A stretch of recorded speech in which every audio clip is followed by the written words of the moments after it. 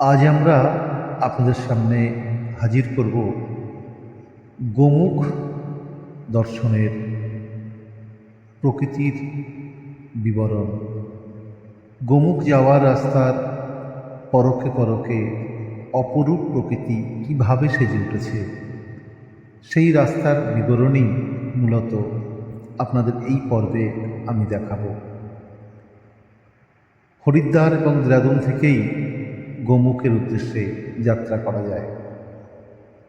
আমরা দেরাদুন থেকেই গোমুখের উদ্দেশ্যে রওনা হয়েছিলাম। এই সেই গঙ্গোত্রী ন্যাশনাল পার্ক, যেখান থেকে আপনার গোমুখ এবং তপোবন যাওয়ার পারমিশন সংগ্রহ করতে হয়। আপনি যদি কোনো ট্রাভেল এজেন্সি বা কোনো গাইড মারফত যেতে চান, তাহলে তারাই আপনাকে এই পারমিশন এখান থেকে জোগাড় করে দেবে। না হলে আপনি নিজেও এখান থেকে পারমিশন সংগ্রহ করতে পারেন। আর গোমুখ যাওয়ার পুরো রাস্তাটাই আপনি এমন পাবেন, সারা রাস্তায় বোল্ডার বিছানো, আর মাঝে মাঝে এরকম কাঠের সেতু পাবেন নদী পার হওয়ার জন্যে। এরকম অজস্র সেতু আপনাকে পার হয়ে যেতে হবে। বনের কাঠ আর গাছের ডাল দিয়েই মূলত এই সেতুগুলো তৈরি করা। খরস্রোত নদী কলকল শব্দে আমাদের সাথে নিয়ে যাবে, আমাদের সঙ্গী হবে, আর প্রকৃতি আপনাকে সাথ দেবে। অপরূপ প্রকৃতি এখানে কিভাবে সেজে উঠেছে, এখানে না আসলে সত্যি বোধ হয় উপলব্ধি করতে পারতাম না। আমাদের ডাক্তারবাবু এই মুহূর্তে সেই প্রকৃতির দৃশ্য ক্যামেরাবন্দি করতে ব্যস্ত হয়ে পড়েছেন। দূরে আমরা দেখতে পাচ্ছি পাহাড় আর সবুজের সমারোহ। পাহাড়ের পরকে পরকে এই সৌন্দর্যের হাতছানি, আর আছে গঙ্গা আর ভাগীরথীর সংমিশ্রণে যে জলরাশি, যে নদী, তার অবিশ্রাম গতিতে বয়ে চলা।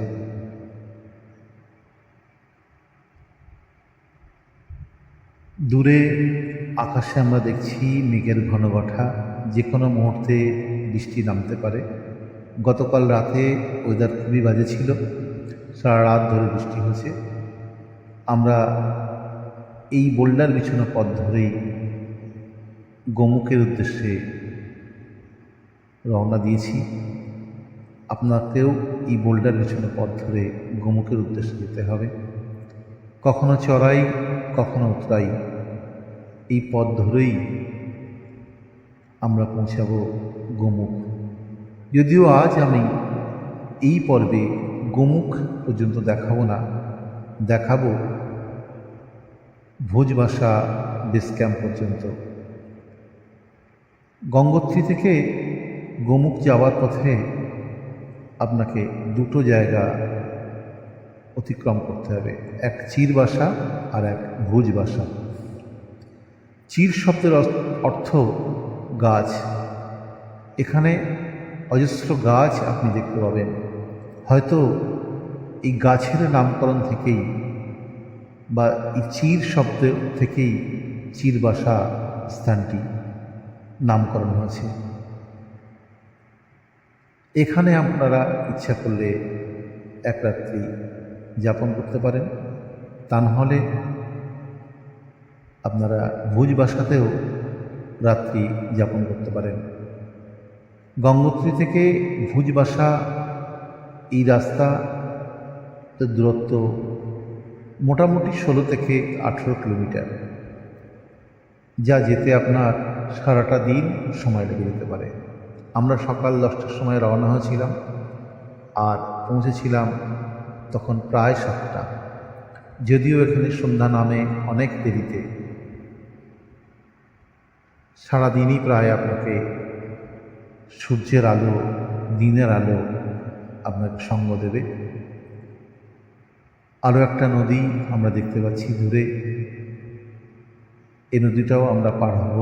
যদিও বর্ষা এখনও সেইভাবে আসেনি, তবুও খরস্রোতা নদী তার কলকল শব্দে বয়ে চলেছে অবিচ্ছিন্নভাবে। দূরে কোনো একটা নির্দেশিকা আমরা দেখতে পাচ্ছি। এই নির্দেশিকা লেখা আছে, প্রকৃতির মাঝে প্লাস্টিক বা আবর্জনা ফেলে নোংরা করবেন না, পাহাড়কে পরিচ্ছন্ন রাখুন। সত্যি আমাদের সবারই কর্তব্য পাহাড়কে পরিচ্ছন্ন রাখার।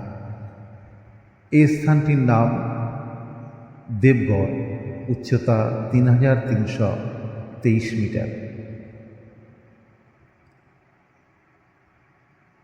আমাদের সহযাত্রীরা অনেকেই আস্তে আস্তে আগে চলেছেন। এখান থেকে শুরু হলো আমাদের অ্যাডভেঞ্চার। অনেক বড় এই নদী আমরা পার হব। সুশান্ত আমাদের সহযাত্রী, যে এই মুহূর্তে এই প্রকৃতির সৌন্দর্যকে ধরে রাখার চেষ্টা করছে তার ফোনে।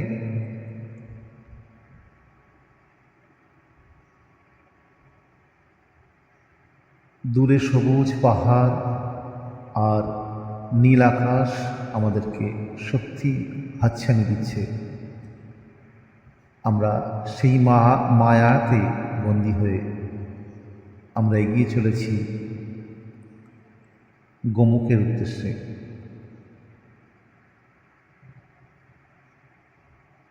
প্রকৃতি যে কীভাবে সেজে উঠেছে তা বোধহয় এখানে না আসলে আমরা উপলব্ধি করতে পারতাম না। পথের কষ্ট নিশ্চয়ই আছে, কিন্তু চোখের আরাম আর মনের শান্তি আপনাকে সেই কষ্ট লাঘব করে দেবে। আপনি বুঝতেই পারবেন না কোন সময় আপনি পৌঁছে গেছেন ভুজবাসার বেস ক্যাম্পে। দূরে সবুজ পাহাড় আর আকাশে মেঘের ঘনঘটা। যে কোনো মুহূর্তে বৃষ্টি নেমে যেতে পারে। আমরা যদিও এই বৃষ্টির সম্মুখীন হয়েছিলাম, পাহাড়ে বৃষ্টি, সে এক অন্যরকম অভিজ্ঞতা। আমাদের সাথীরা আগিয়ে চলেছে, আমিও আছি সাথে।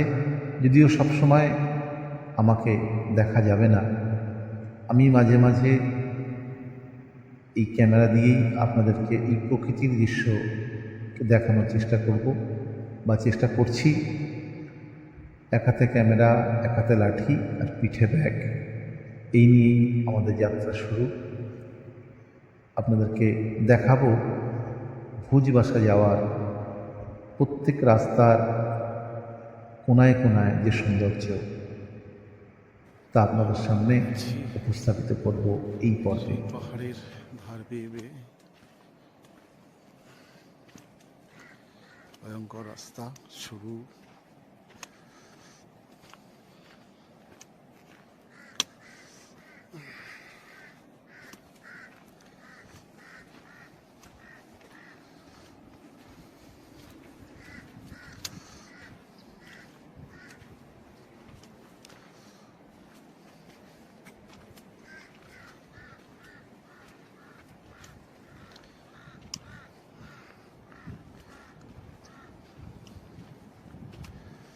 কখনো চড়াই, কখনো উতরাই, পথ ধরে আমরা যাচ্ছি।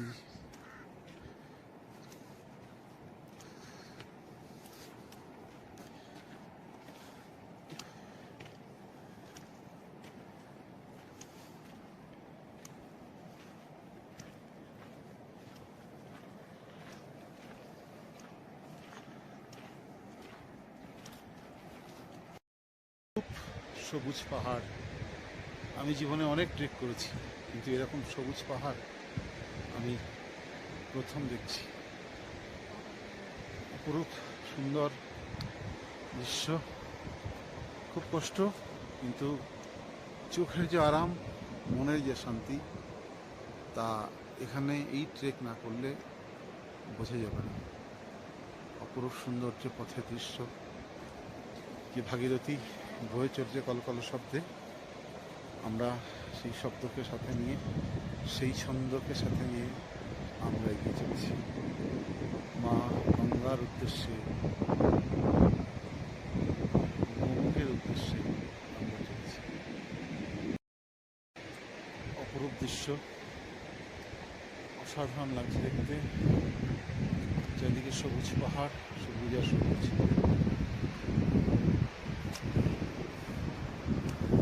আমাদের আরেকজন সঙ্গী সুদূর বোম্বে থেকে এসেছেন দাদা, কি নাম বলে দিন? रवि रवि दादा, हमारे गाइड दादा का नाम क्या है? विकेश हाँ, विकेश कुमार विकेश कुमार जी मेरा हमारे साथ साथ चलता है। আমরা চলেছি খুব সৌন্দর্য, সবুজ পাহাড়, এত সবুজ পাহাড় সত্যি আমি আগে কখনো দেখিনি।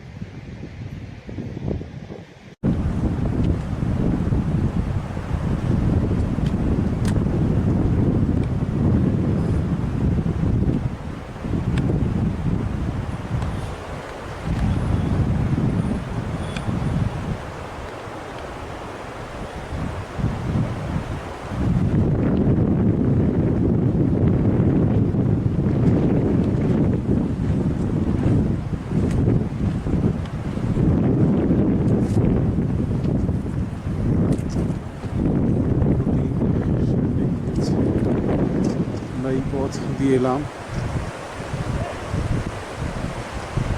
এসছে খুব সৌন্দর্য, ভাষায় বর্ণনা করা যায় না। সুন্দর সব দৃশ্য,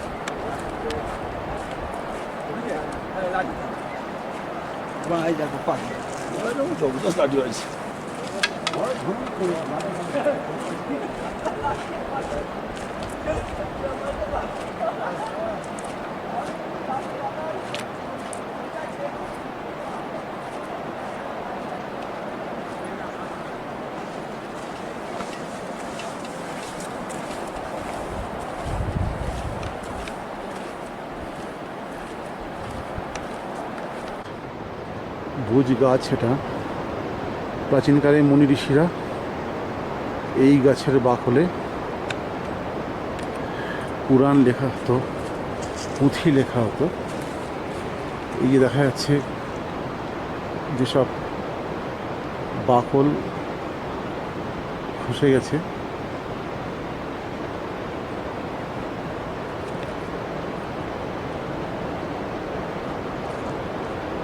যে বাকল খসে গেছে এই গাছের, এই যে ছাল, এই ছালেই লেখা হতো ভোজপত্র। কে ভোজ গাছ, যে ভোজপত্র বলা হয়। প্রাচীন মুনি ঋষিরা এই গাছের ছালে তারা পুঁথি লিখতেন। আমাদের পুরাণ লেখা আছে এই ভোজপত্রে। এই জন্যে এই গাছের ছাল থেকেই আমরা পুরাণের ইতিহাস জেনেছি। এই গাছের ছালে লিখলে বহুদিন তা স্টে করে যায়।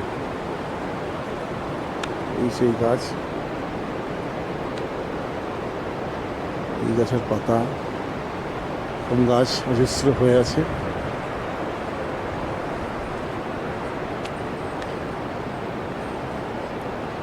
আবার একবার দেখাই সেই ভোজপত্র।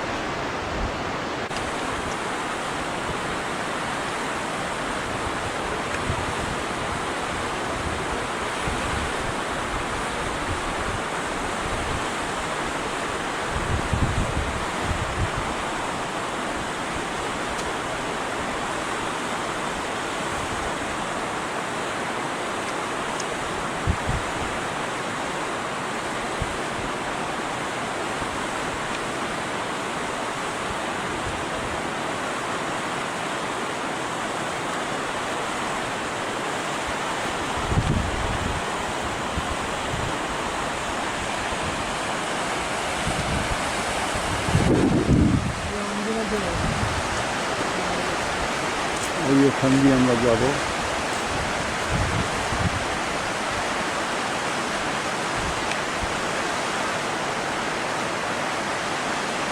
ব্রিজ আছে।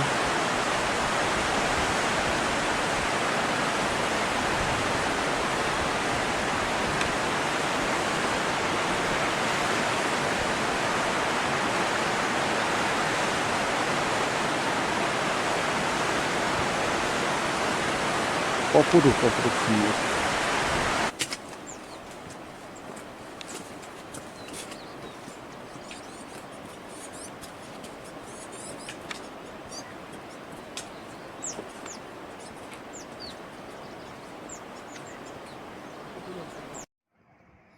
আমরা আবারও একটা ছোট্ট সাঁকো পার হব, যা মূলত বনের কাঠ আর গাছের ডাল দিয়েই তৈরি। অনেকটা নিচে নেমে আমাদের এই সাঁকোটা পার হতে হবে।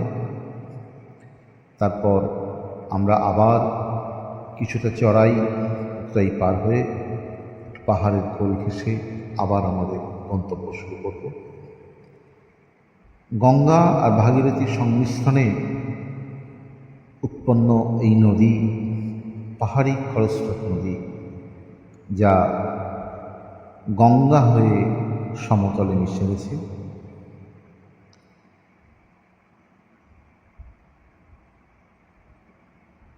আর আছে এরকম বোল্ডার বিছানো পথ, যা দিয়ে আপনি পৌঁছে যাবেন গোমুখের উদ্দেশ্যে। বেশ কিছুটা চড়াই আমাদেরকে আবারও উঠতে হবে। সারা পথেই আপনাকে চড়াই আর উৎরাইয়ের মধ্য দিয়ে আর প্রকৃতির সাথে মিশে গিয়ে একাত্ম হয়ে আপনাকে পৌঁছাতে হবে।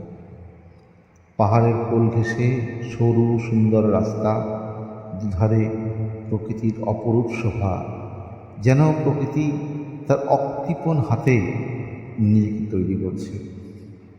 দূরে নীল আকাশ আর বরফ মোড়া পাহাড়, সবুজের সমারোহ আর গঙ্গার কলকল শব্দ, যা আপনাকে ক্লান্তি ভুলিয়ে দেবে।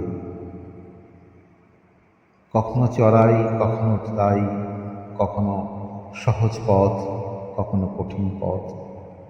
এইভাবেই আপনাকে প্রকৃতি হাতছানি দেবে মা গঙ্গার কাছে পৌঁছানোর।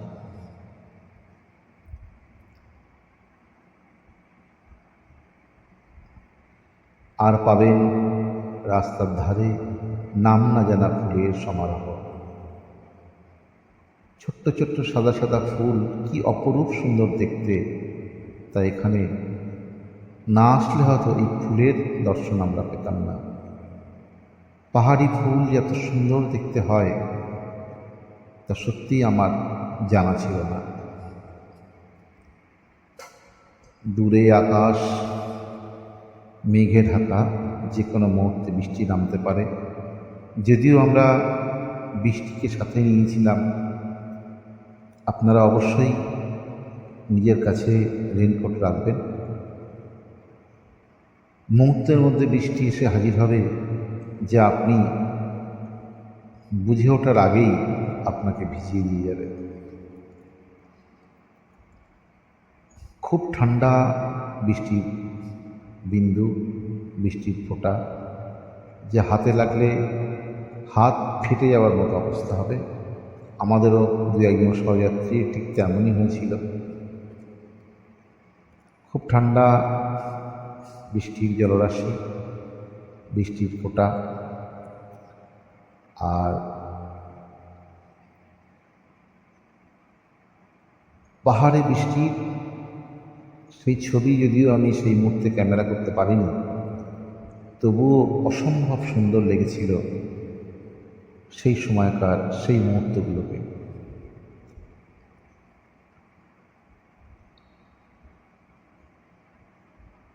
নদীর অবিশ্রাম জলরাশি, যা কলকল শব্দে বয়ে চলেছে।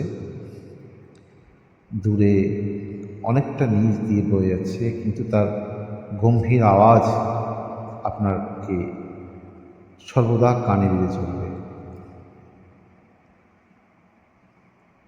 সবুজের সমারোহ, অপূর্ব দৃশ্য, অপূর্ব। এমন মন ভোলানো দৃশ্য সত্যি আগে হয়তো দেখা যায়নি। সেই পাহাড়ি ফুল, সবুজের মাঝখানে ছোট্ট ছোট্ট সাদা সাদা ফুল, নাম না জানা ফুল আপনাকে অবাক করবে, তার সৌন্দর্য দিয়ে আপনাকে মুগ্ধ করবে। আপনি সত্যি মুগ্ধ হয়ে যাবেন এত সুন্দর ফুল দেখে। সাদার মধ্যে হলুদ আর সবুজ গাছের মাঝখানে যেন মায়াবী এক দৃশ্য আপনাকে মন ভুলিয়ে দেবে, পথের ক্লান্তিকে উপশম করবে।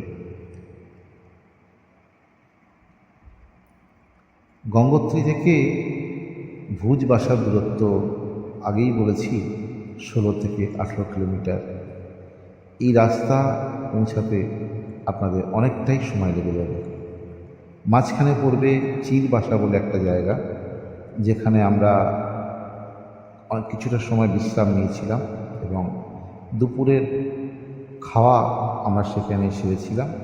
আমাদের লাঞ্চ প্যাক করা ছিল, সেই লাঞ্চটা আমরা দুপুরে ওখানেই সেরে নিয়েছিলাম।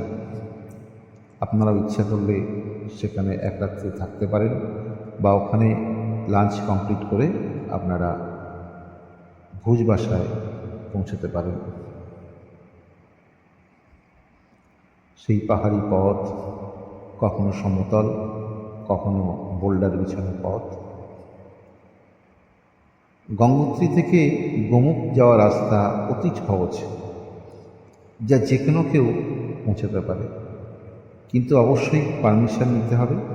পারমিশন না হলে আপনার এই পথে একা যাওয়া সত্যি খুব কঠিন। দূরে নদী বয়ে চলেছে,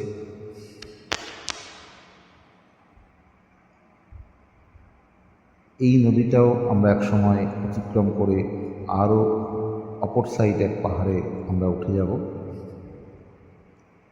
দূরে সরু রাস্তা দেখা যাচ্ছে পাহাড়ের কোল ঘেঁষে, আর দূরে মেঘের ঘনঘটা। তখনও বৃষ্টি নামেনি, আরও কিছুটা পরে আমরা সেই বৃষ্টিকে দেখা পেয়েছিলাম, বৃষ্টিকে সঙ্গী করেছিলাম বলা যেতে পারে।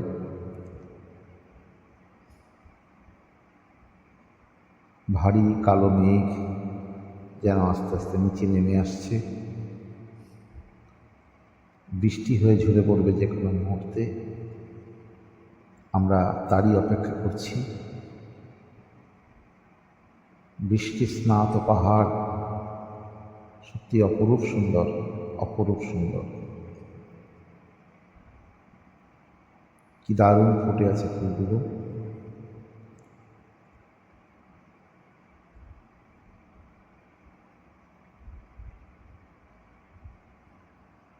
আর আছে ভয়ঙ্কর বোল্ডার জোন। কি সুন্দর লাগছে দেখতে, কিন্তু কি ভয়ঙ্কর এই রাস্তা। এই রাস্তাটা এখানে এসে ভেঙে গেছে,